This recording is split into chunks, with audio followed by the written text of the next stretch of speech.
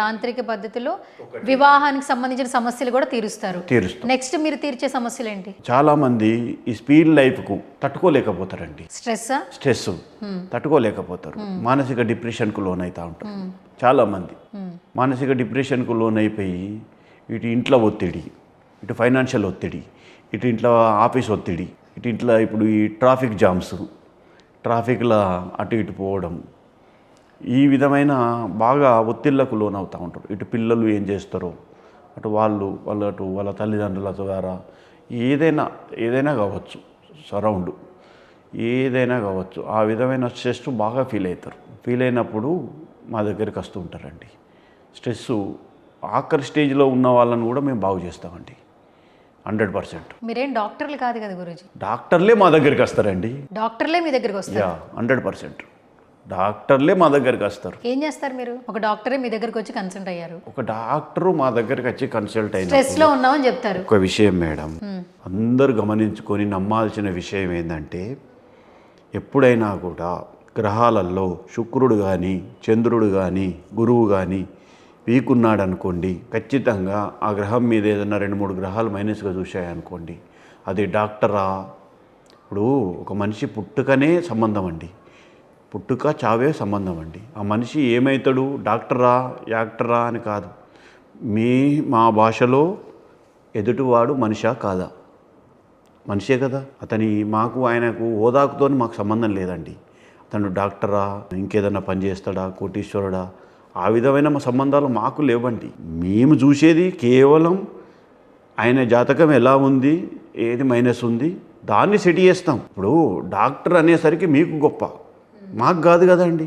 మాకు ఒక మామూలు మనిషే, అది సినిమా యాక్టర్ కావచ్చు, డాక్టర్ కావచ్చు, ప్రొడ్యూసర్ కావచ్చు, ఇక బిజినెస్ మ్యాన్ కావచ్చు, ఇంకెవరైనా కావచ్చు, ఒక సాధారణ వ్యక్తి కావచ్చు, ఒక కూలీ చేసుకునే వాళ్ళు కావచ్చు, ఎవరైనా కూడా మాకు ఒక మనిషే. మాకు వాళ్ళ లోపల మేము ఒక మనిషినే చూస్తాం. కాబట్టి వాళ్ళు ఎవరు అనేది మనకు అవసరం లేదండి. మనిషి లెక్కనే చూస్తాం కాబట్టి మేము ఆ ట్రీట్మెంటే ఇస్తాం. వాళ్ళకి అది ఆ యోగం ఉందనుకోండి, ఆ యోగాన్ని దాని లోపల ఉన్న వాటిని తీసేస్తాం అంతే. దానికోసమే పూజ చేస్తాం, తాంత్రిక పూజ అంతే తప్ప ఆ తాంత్రిక పూజ కూడా కొందరికి ఆఖరి స్టేజ్లో వచ్చిన వాళ్ళకు కుదరదండి. అప్పుడు కూడా కుదరదని చెప్పేస్తాం. ఇలా కూడా ఉంటుంది. అంటే 99% అవుతాయి, 1% 2% కావమ్మా. కానప్పుడు కాలేదని ఫస్టే చెప్పేస్తాం.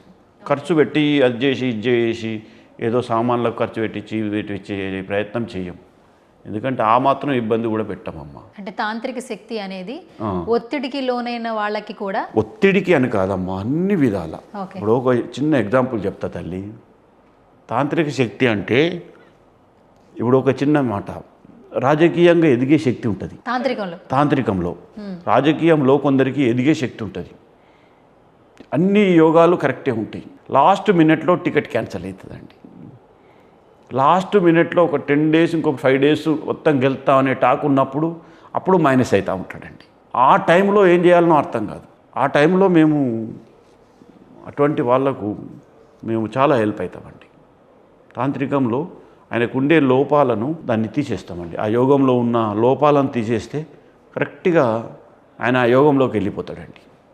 వెళ్ళిపోయి గెలిచేస్తాడు. అంటే వ్యక్తిగతంగానే కాకుండా రాజకీయ పరంగా. అంటే నేను అనేది రాజకీయ పరంగానే నేను చెప్తలేనండి. ప్రతి ఒక్క అంశం మీద తాంత్రిక శక్తి అనేది పనిచేస్తుంది. దేవుడా ఇది కావాలని చెప్పి మనం ఎలా అయితే మొక్కుతున్నామో, తాంత్రికంలో కూడా యోగం కనుక దేనికైనా అడ్డుపడితే, ఇప్పుడు యోగాలు ఒక మనిషికి ఒక విషయం చెప్తానండి. ఒక మనిషికి ఎన్ని యోగాలు ఉంటాయో కొన్ని అవయోగాలు కూడా ఉంటాయమ్మా. మనిషి దగ్గర ఎన్ని ప్లస్లు ఉంటాయో అన్ని మైనస్లు ఉంటాయి. ఆ మైనస్లు ఏవైతే ఉంటాయో మనం తీయడమే మన ధర్మం. అందుకే తాంత్రికం ద్వారా ఆ మనిషి అది తాంత్రికం అనేదే నేను ఎందుకు అంటున్నా ప్రత్యేకించి అంటే, ఈ కలియుగం ఆఖరి పాదం అండి.